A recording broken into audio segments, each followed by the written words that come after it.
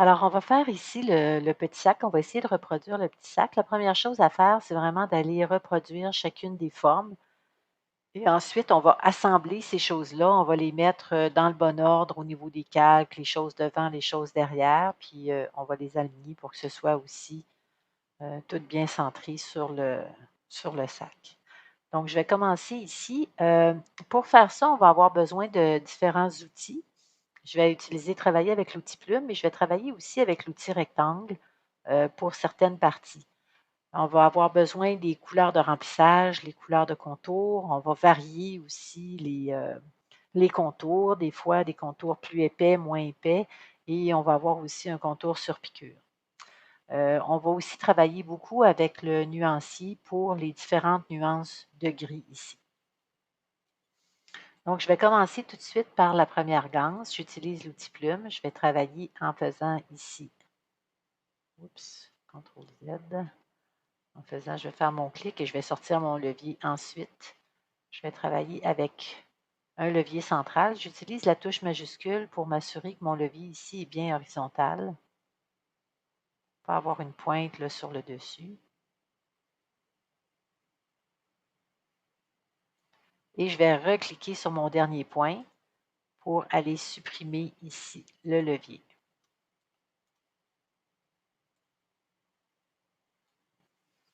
Encore une fois, point central avec la touche majuscule enfoncée et je reviens sur mon dernier point.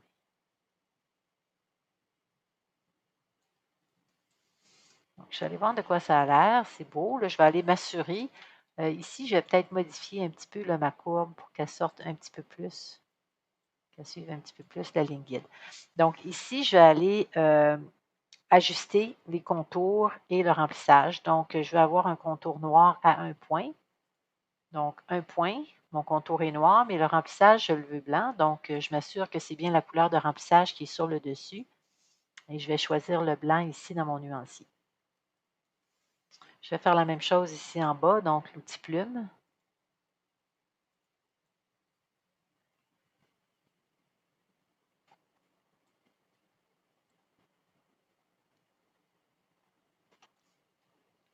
Donc, c'est vraiment une répétition là, de la ganse précédente. Là. Elle n'est pas tout à fait pareille, mais c'est quand même très semblable. Ici, la ganse arrière, c'est un contour, un point noir, mais le remplissage est à 10 Donc, ici, dans ma palette, si je mets mon curseur sur chacun des carrés, je peux voir la valeur de noir qu'il y a à l'intérieur. Donc, 5, 10 Je vais aller maintenant faire la ligne pointillée. Donc, la ligne de surpiqûre, toujours avec mon outil plume, je vais enlever la couleur de remplissage. C'est un point ici, pointillé 6, 4. Donc, j'inscris 6 ici et 4 ici, et les bouts arrondis.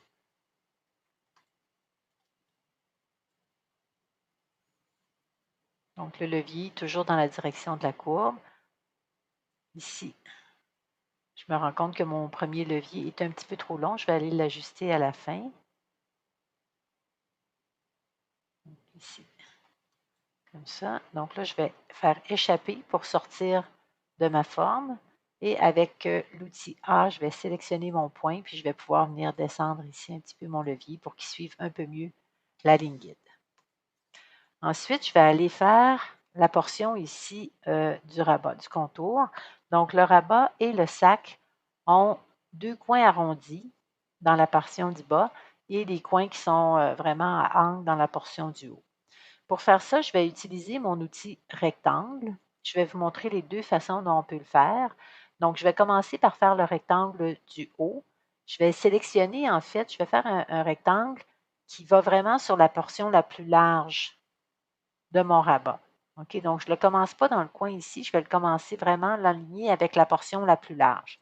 Clic et glisse. Et je fais la même chose jusqu'à l'autre côté. Là, j'ai encore ma ligne pointillée que je vais venir enlever. Ici, j'ai un contour à 1,5.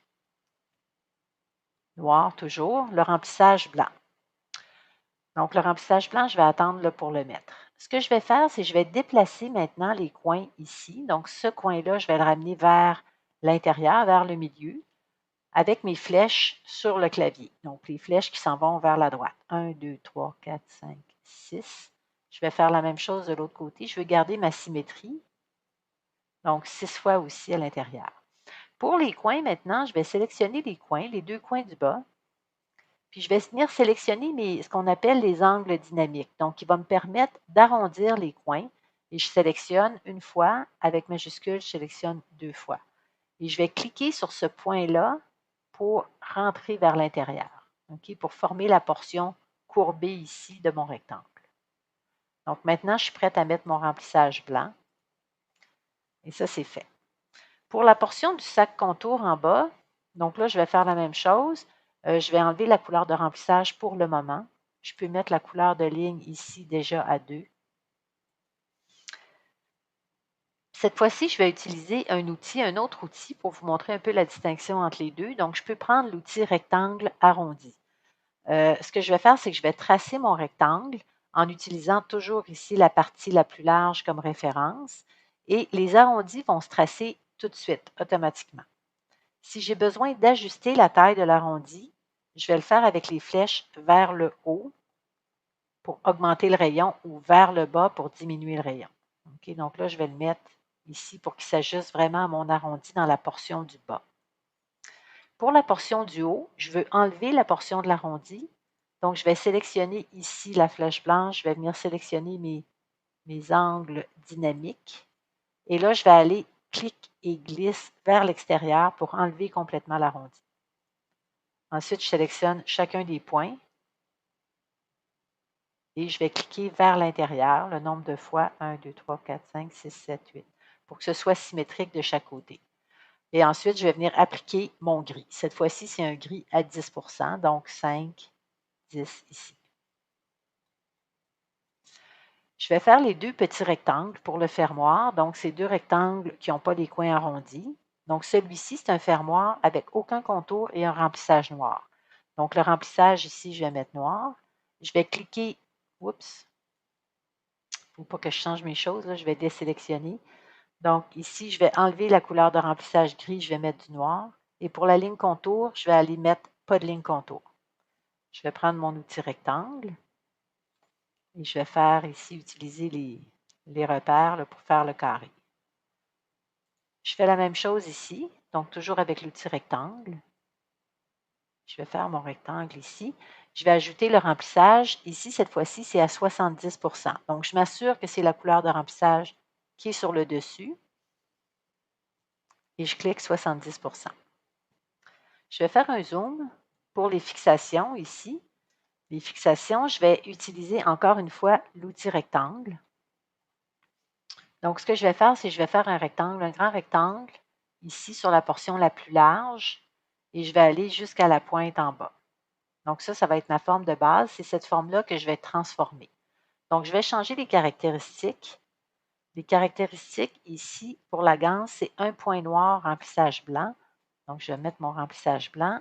Je vais mettre mon contour noir et à un point. Maintenant, je vais aller modifier. Ici, je vais déplacer les points. Ces 2 points-là, je vais les déplacer.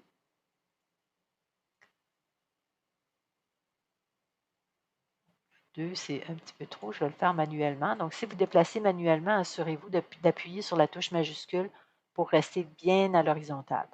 Je vais ajouter un point ici, donc avec plume plus un clic.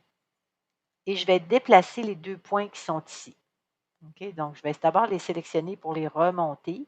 Je vais les remonter à peu près à la hauteur ici.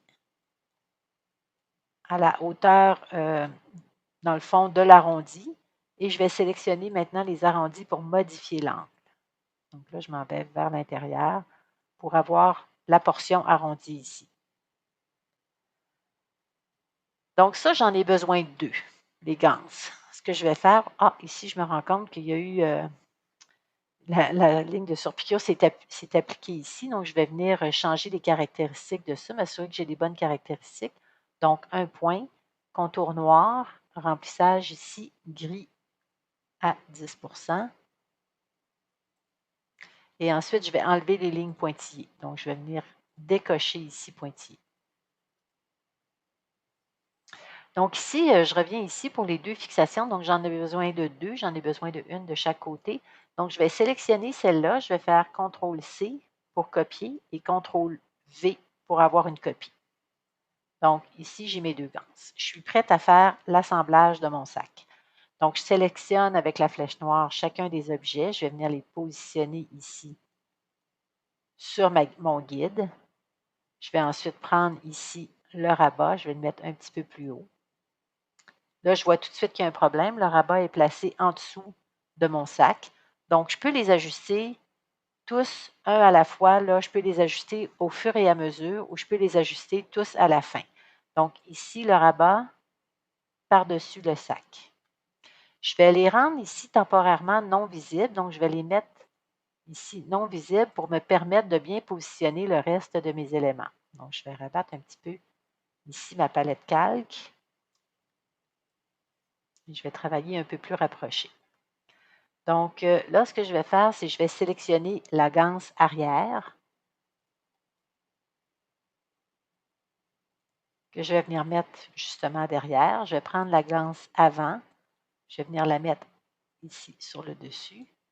Et là, je me rends compte qu'elle n'est pas positionnée derrière la ganse derrière, elle est placée devant. Donc, je vais la déplacer. Je vais mettre ça ici sur le dessus. La ganse ici, il va falloir qu'elle soit placée derrière mes sacs. Donc, je vais voir quand je vais rendre mes sacs visibles, là, comment ça fonctionne dans les calques. Je vais probablement avoir d'autres ajustements à faire. Ici, la surpiqûre, je vais venir la placer sur le dessus de la ganse avant. Comme ça ici, elle est sur le dessus, ça va bien. Puis ici, j'ai mes deux attaches que je vais venir mettre ici. 1, 2. Et là, je vais travailler en zoom un petit peu plus rapproché pour avoir un peu plus de précision.